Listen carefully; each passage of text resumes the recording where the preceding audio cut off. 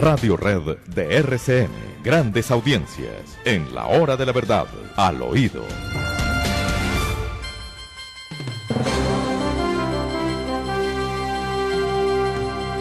Demás, Cindy, Tata, demás amigos, oyentes de la hora de la verdad.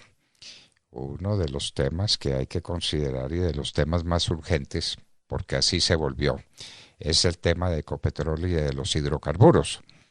Hoy dice el diario El Tiempo en primera página y leemos textualmente: cae acción de Ecopetrol otro 13.6%, retroceso de 27.3% en 5 días. Muchos compatriotas nuestros que invirtieron sus ahorritos en la mejor inversión que podía hacerse, en la más segura, en la más confiable, es decir, en acciones de Ecopetrol, no han perdido en estos días sino el 27.3% de su patrimonio. Más de una cuarta parte de su patrimonio lo perdieron. Y esto lo dice el diario El Tiempo en primera página, para que no nos digan que estamos inventando cosas o tergiversando cifras. Cifras del tiempo. Pérdida del valor de Ecopetrol en 5 días, 27.3%. Esto no tiene antecedentes y esto va a seguir siendo así, porque si Ecopetrol tiene los días contados, si no puede explorar más, si no puede participar en el negocio petrolero en Colombia porque queda congelado en lo que tenemos y no se podrá ampliar en un galón de gasolina. Entonces, si eso es así, el proceso va a continuar y las acciones de Ecopetrol pues no va a entrar nada. Dentro de muy poco tiempo habrá que conformar una Ecopetrol importadora de hidrocarburos y ese ya es otro negocio. Y la pregunta es, ¿con qué lo vamos a pagar? ¿No es cierto? Dice el acuerdo no, ¿cómo se llama eso? El asunto programático de Petro y Francia Márquez, lo siguiente: Ecopetrol tendrá un rol protagonista en la transición, permanecerá como patrimonio de los colombianos para garantizar los combustibles que el país requiere para los próximos 15 años, hacer aportes en insumos y derivados para la petroquímica, apoyar integralmente la investigación, ciencia y desarrollo de tecnologías para la transición hacia energías limpias y contribuirá con impuestos, regalías y dividendos al Estado. Crearemos el Instituto Nacional de Energías Limpias. Es lo que dice este documento, que es el programa de gobierno del presidente electo Petro. Pero ¿y cómo puede Ecopetrol garantizar los combustibles para los próximos 15 años si le impiden la exploración y la explotación? Es un contrasentido, creo yo. Absolutamente. Usted no desarrolle su objeto social, pero usted va a ser definitivo para la economía en los próximos años. Pues como tantas cosas, en tantas cosas del programa de Petro, la contradicción es evidente e insostenible. Insostenible.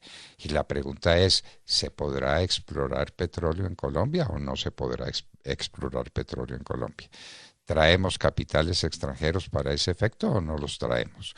¿Ecopetrol podrá seguir desarrollando esa tarea, explorando el territorio nacional para encontrar hidrocarburos, para encontrar petróleo y para encontrar gas?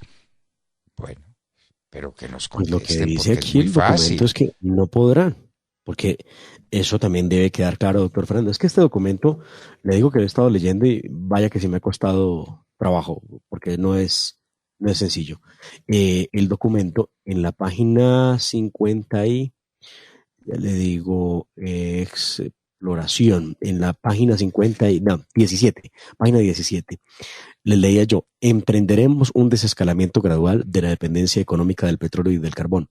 En nuestro gobierno se prohibirán la exploración y explotación de yacimientos no convencionales, se detendrán los proyectos pilotos de fracking y el desarrollo de yacimientos costa afuera. No se otorgarán nuevas licencias para la exploración de hidrocarburos, ni se permitirá la gran minería a cielo abierto. Bueno, entonces tampoco se permitirá la explotación de carbón. Yo le preguntaba a nuestro amigo que está en Valledupar, usted sabe muy bien quién es. Le preguntábamos si en el Cesar no están muy preocupados con las declaraciones de Petro, porque eso significa la ruina de la explotación carbonífera. Muy bien, es que es dañina, es que es fea, el carbón es muy negro, entonces bueno, hay que acabarlo. ¿Y qué pasa con el departamento del Cesar y qué pasa con el departamento de La Guajira? ¿Y qué pasa con las inversiones gigantescas de la Drummond y de otras empresas que se apostaron a la explotación de un carbón que sigue siendo necesario en el mundo y que sigue teniendo un mercado en el mundo? Todos quisiéramos que las energías fueran limpias, pues dígame si no. Claro que sí, claro que lo queremos, pero para eso falta un tiempo, faltan unos cuantos billones de dólares de inversión, billones de dólares que no tenemos nosotros, porque Ecopetrol no va a poder ganar dinero con lo que lo ha ganado siempre, que es con el negocio del petróleo, sino que se va a tener que dedicar a otras cosas y a otros análisis y a otros estudios científicos. ¿Con qué? Nadie lo sabe. Vamos a competir con los grandes productores de tecnología en el universo. Pues parece difícil, ¿no? Pero pues es lo que está proponiendo Gustavo Petro y lo que ha llevado la acción de Ecopetrol a un 27.3% menos, porque no quedará prohibida la exploración y explotación de petróleo. Los sistemas no convencionales, es decir, los sistemas de fracking, quedan absolutamente prohibidos. Y la pregunta es, ¿cómo vamos a vivir? Esa es la pregunta tan fácil. Aquí vienen unos temas, doctor Fernando, muy complicados y yo los invito a todos para que tengamos idea, porque yo sé que quizá cuando uno va a votar por un personaje, uno lee lo que propone el personaje. Cuando uno no va a votar por el personaje, pues seguramente no se obliga a leerlo y decide dejar el tema a un lado. Pero ahora que el personaje no es un candidato, sino que es el presidente de la República, lean el programa de gobierno, 54 páginas. Claro, algo difíciles de leer, pero léanlas. Porque allí van a encontrar, por ejemplo, lo que significa la tenencia de la tierra. Cómo hay que volver o reforzar el proceso de catastro multipropósito para poder saber qué tipo de tierras tiene cada quien. Y si la persona no tiene uso de esas tierras, pues tendrá que vendérsela al Estado para que el Estado la redistribuya entre los más pobres y desposeídos. Eso es lo que plantea el proyecto. El programa de gobierno del presidente Petro. ¿Y quién decide si la tierra está bien o mal explotada? Pues ellos mismos. Ah, bueno. Eso, pues claro que es una cosa dificilísima, doctor Fernando, porque pues, si yo tuviera la tierra, yo creo y sé para qué la tengo y por qué la tengo, ¿no? O sea, y no tendría que esperar a que alguien me diga que es que la estoy utilizando mal. Pero claro, va a venir alguien del Estado y me va a decir, oiga, usted está utilizando mal esa tierra, y por más que yo le diga que no, seguramente no habrá manera de que me defienda, y terminaré a través de mecanismos como la justicia especial agraria, que es parte de esos proyectos que aquí se implementarán, terminarán en procesos de despojo de tierras. Claro, eso va a pasar. Pues yo no lo veo diferente. Vuelvo y les digo, léanse el documentico de 54 páginas para que sepan qué es lo que viene y cómo algunos procesos de energía en el país pueden quedar estancados también por cuenta de lo que se propone aquí. Son muchas cosas. Por ejemplo, el tema de las corridas de toros y los espectáculos con animales se acabarán. ¿Cómo? ¿Por decreto? No lo sé. ¿O por ley? Probablemente. Miren, una sociedad que asegure el bienestar de los animales, en nuestro gobierno reconoceremos a los animales como seres sintientes. Por lo tanto, promoveremos su trato digno, sentaremos las bases para hacer de nuestro país una sociedad libre del especismo y enfrentaremos con firmeza el tráfico y fauna silvestre. Impulsaremos la prohibición de todo tipo de espectáculos que involucren las prácticas de maltrato animal, incluidas las corridas de toros. No permitiremos el uso de escenarios ni recursos públicos para estos fines. Aquí le recuerdo a la audiencia que hace muy poco, doctor Fernando, en el Congreso de la República se tramitó una ley para prohibir las corridas de toros, pero además le recuerdo también, había una ley que prohibía todo tipo de maltrato animal. Inclusive se prohibía cortar el pico a los pollos de crecimiento, ¿verdad? Los que utilizamos para consumo diario, se les prohibía cortar el pico desconociendo que por un asunto biológico ellos sufren de un síndrome que se llama canibalismo y se empiezan a comer entre ellos y se les corta el pico para evitar que se saquen los ojos entre ellos. Ahora, se prohibía cortar las orejas de los perros, se prohibía marcar el ganado y todo tipo de intervención que se fuera necesaria sobre los animales. Hay ciertas especies, doctor Fernando, por ejemplo, de caninos, que si no se les hace cirugía, los animalitos no tienen vida y mueren. Entonces, no sé, además se prohibía que si usted es dueño de un animal, usted lo pueda reproducir, o sea, usted pueda poner, sacarle cría a los perritos. Ese tipo de cosas van a ocurrir, es lo que nos están anticipando a través de este programa que los invito a que lo puedan consultar. Ahí está en nuestras redes sociales disponible para que ustedes lo miren. Bueno, queridos amigos, ya sabemos cuál es el cambio. El cambio en el país es Roy Barreras de presidente del Congreso. Ese es el cambio. Esa es la nueva Colombia. Ese es el mensaje nuevo, ¿no? De renovación. La renovación política del país es con Roy Barreras, presidente del Congreso. Y hay un agarrón de mechas por cuenta de la renovación política, del cambio, porque es que el pacto histórico le prometió a Colombia que era el cambio. Y el cambio, pues no lo ve uno cuando el presidente del Congreso es el senador Roy Barreras. Escuchemos cuál es la tarea y por qué. Escuchamos al mismo senador Roy Barreras explicando cuál es la tarea que le ha encomendado el presidente Gustavo Petro, quien ya se hizo con el Ejecutivo y el Legislativo. Escuchemos.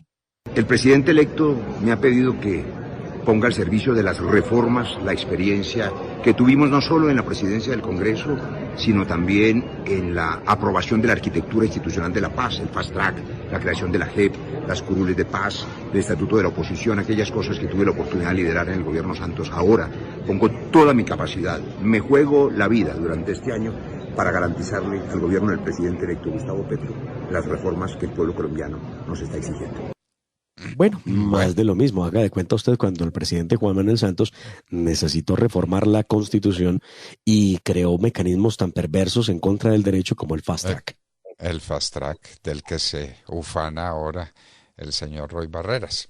De manera que todo lo vamos a hacer a través de un fast track, todo expedito, todo fácil, todo rapidito. Y Colombia, ¿para dónde diablo se va? ¿Por cuál abismo la va a derrumbar este sistema tan nuevo de hacer política, ¿no? Tan nuevo y tan revolucionario. Tan novedoso, sí. Tan novedoso. Cuando se supo que esto iba a pasar, que el presidente sería el senador Barreras, inmediatamente desde el pacto histórico estalló una crisis ayer en la tarde, porque tenía que mandarse un mensaje a la colectividad y al electorado que votó por Gustavo Petro del verdadero cambio. Pero todos dicen el cambio no podía ser ese, pero lo aceptaron. Esto fue lo que dijo María José Pizarro, quien es miembro de la bancada del Pacto Histórico, explicando qué fue lo que pasó y por qué Roy Barreras terminó como presidente del Congreso. La decisión en relación a la presidencia del Senado de manera concertada, democrática, dialogada, como es el talante y va a ser el talante del pacto histórico los próximos 4 años durante nuestro gobierno. Eso es lo que dice María José Pizarro y ella dice que fue de manera concertada y que ese es el talante del pacto histórico, pero le respondió Gustavo Bolívar, senador de ese movimiento y partido. Respeto y acato la decisión, pero no digas mentiras. Varios no estuvimos de acuerdo. Roy es importante en ese rol y tiene la experiencia, pero no representa el cambio por el que estamos luchando muchos en este proyecto. Eso sale a decir Gustavo Bolívar, quien tiene que tragarse un sapo porque Gustavo Bolívar en el año 2013, el 20 de julio del 2013, escribía lo siguiente: hoy es un gran día para la democracia, entrega la presidencia del nefasto Congreso corrupto el doctor Barreras. RT, los que sientan alivio. ¿Eso lo decía quién? Gustavo Bolívar, quien no está satisfecho con la designación del senador Barreras como presidente del Congreso. Bolívar, y esto lo decía en el año 2013. 2013, muy bien. Entonces, más de lo mismo. Las cosas vuelvan, dan el giro y vuelven al comienzo. Y entonces la señora Pizarro, hija de un líder asesinado, ¿y asesinado por quiénes? ¿Quiénes lo asesinaron? Pues obviamente las mafias, obviamente los que están al lado de Gustavo Petro. Es lo que yo he dicho, yo no comprendo cómo partidos como el Nuevo Liberalismo de Luis Carlos Galán, asesinado por la mafia, se vuelvan con el gobierno de Gustavo Petro, que es el que tiene a su lado toda la mafia colombiana. Y entonces a lo mejor nos dicen, no, es que ya no es mafia, es que quedó autorizada la coca, es que vamos a sembrar coca y a crear la Federación Nacional de Cocaleros. Bueno, si ese es el talante y el mood de los países compradores, eso lo ha pedido mucha gente. Dejen la prohibición. Y dejar la prohibición significa que caen dramáticamente las rentabilidades de la coca. Gran parte del valor de la coca y de la cocaína, que es su producto, el clorhidrato de cocaína, se debe a la prohibición. Si usted quita la prohibición, le quita el valor a la coca. Y entonces, pues, ya se verá cómo compite la coca con el arroz y con la cebada y con el trigo y con las demás cosas que se producen acá y con el café y con lo demás. Y entonces habrá una Federación Nacional de Cocaleros a ver cómo se mantiene y a ver cómo produce el clorhidrato de cocaína para venderlo legítimamente en el mercado internacional.